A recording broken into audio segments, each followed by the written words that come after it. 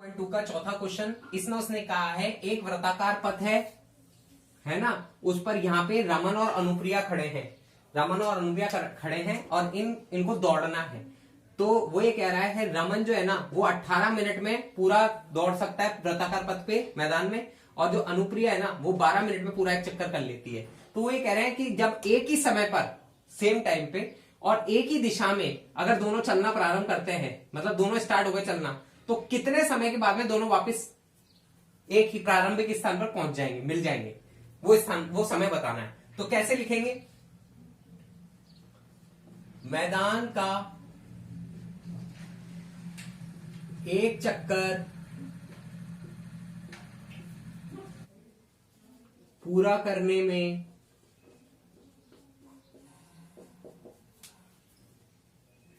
रमन को लगा समय बराबर क्या आएगा? 18 मिनट। और वही मैदान का एक चक्कर पूरा करने में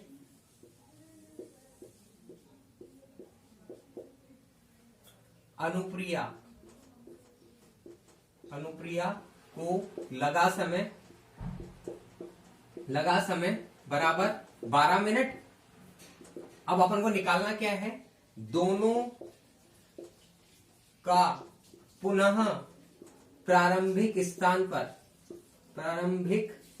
स्थान पर मिलने में लगा समय, स्थान पर मिलने में लगा समय। अब देखो बेटा, आपको ये कैसे पता चलेगा कि एचसीएफ निकालना है एलसीएम? क्योंकि वृत्ताकार पथ पर सेम समय, एक ही समय में, मतलब समझ लो सुबह 9 बजे स्टार्ट हुए, तो दोनों सुबह 9 बजे स्टार्ट हुए हैं चलना, है ना, और एक ही दिशा में स्टार्ट हुए हैं, तो दोनों का साथ चल रहा है ना समय, तो आपको एलसीएम निकालना है। एलसीएम निकालेंगे तो रमन का 18 है और अनुप्रिया का 12 है। अब आपको 18 और 12 के अभाज्य गुणनखंड आने चाहिए। करना कैसे? 2 इंटू 3 इंटू 3, 3 3 9, 9 दूनी 18। 12 की कैसे करोगे? 2 इंटू 2 इंटू 3, 3 दूनी 6, 6 दूनी 12। अब देखो इसमें से क्या है, सबसे पहले आप एक बात याद रखना, एलसीएम जो होता है ना उसमें एचसीएफ भी आ जाता है साथ में। एचसीएफ के अलावा जितनी भी बची हुई चीजें ना वो भी साथ में जुड़ जाती हैं। तो पहले तो देख लो इसमें एचसीएफ क्या मिलेगा भैया, एक 2 कॉमन है और एक 3 कॉमन आ रहा है, तो 2 इंटू 3 तो कॉमन आ गया, ये तो हो गया आपका एचसीएफ। अब जो बची हुई चीजें ना जो छूट गई हैं वो भी साथ में आ जाएंगी, तो मतलब इधर ये 3 छूट गया था, वो 3 लिख दो, इंटू ये 2 छूट गया था, ये भी लिख दो, बस आपका ये एलसीएम होता है। तो 2 3 6, 6 3 18, 18 दूनी 36, 36 मिनट आपका आंसर। 2.2 का 5वां क्वेश्चन कर रहे हैं, है ना, इस प्रश्नावली का आखिरी क्वेश्चन है 2.2 का। अब देखो इसमें एक आया है कि एक स्कूल है, उसमें हमारे को ये बताना है कि हिंदी, इंग्लिश और मैथ्स के जो विद्यार्थी हैं, हिंदी के 60 स्टूडेंट हैं, इंग्लिश के 84 हैं और गणित के मैथ्स के 108 स्टूडेंट हैं। तो आपको न्यूनतम कमरों की संख्या बतानी है कि उनमें प्रत्येक विषय के बराबर स्टूडेंट बैठे हों। उन प्रत्येक, जैसे समझ लो 10 कमरे हैं तो 6 स्टूडेंट एक कमरे में होगा, ऐसे समझ लो, हिंदी के 6 स्टूडेंट एक कमरे में होगा। तो अब आप देखो कैसे होगा कि हमारे को ये पता है कि हिंदी के 60 स्टूडेंट है, इंग्लिश के 84 स्टूडेंट है, मैथ्स के 108 स्टूडेंट है। तो उसने ये बोला है कि न्यूनतम कमरों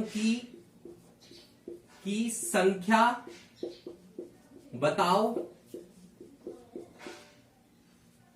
बताएं कि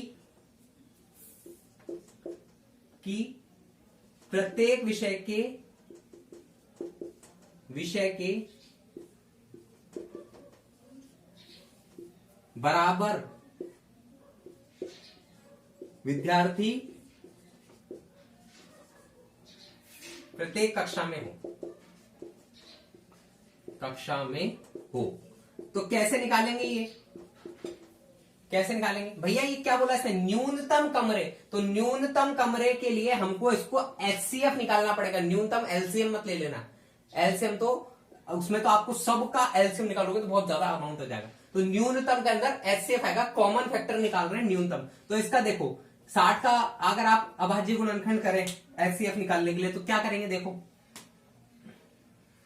एचसीएफ निकाल लो 60 का, क्या होता है देखो 2 × 2 × 3 × 5, देखो 5 से 15, 15 दूनी 30, 30 दूनी 60, है ना।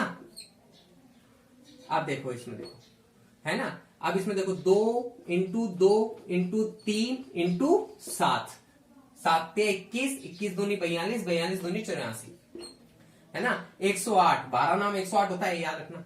2 × 2 × 3, ठीक है, हाँ, × 3 × 3, देखो 2 दूनी 4, 4 तिया 12, 12 नाम 108, ये देखो 12 नाम 108। तो ये हो गया हमारे को अभाज्य गुणनखंड निकल गए। मैं पेन दूसरा ले लेता हूं, 12 नाम 108, ठीक है ना।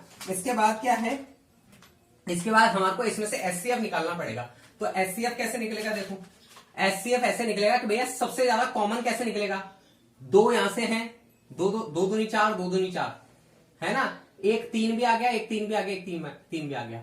तो ये देखो 4 तिया 12 कॉमन, 12 इधर से भी आ रहा है, 12 इधर से भी आ रहा है, 12 इधर से भी आ रहा है। मतलब हमारा एचसीएफ महत्तम समापत्ति हमारा 12 आ गया, एचसीएफ आया 12। लेकिन आपके आरबीएससी हिंदी मीडियम की जो पीछे की आंसर शीट है उसमें इसने 21 आंसर दिया है, जो कि गलत है। ये आंसर 12 ही ठीक है। हम इसको सही प्रूफ करके बता देते हैं। जैसे कि हिंदी के 60 स्टूडेंट हैं, 84 हैं इंग्लिश के, और 108 हैं किसके, मैथ्स के, है ना। हिंदी, इंग्लिश और मैथ्स के। तो अब आपको इसको सही कैसे प्रूफ करना है, उसने क्वेश्चन में कहा था न्यूनतम कमरों की संख्या बताइए कि प्रत्येक विषय के बराबर विद्यार्थी होने चाहिए। 12 कमरे इधर हैं, 12 इधर हैं, 12 इधर है ना।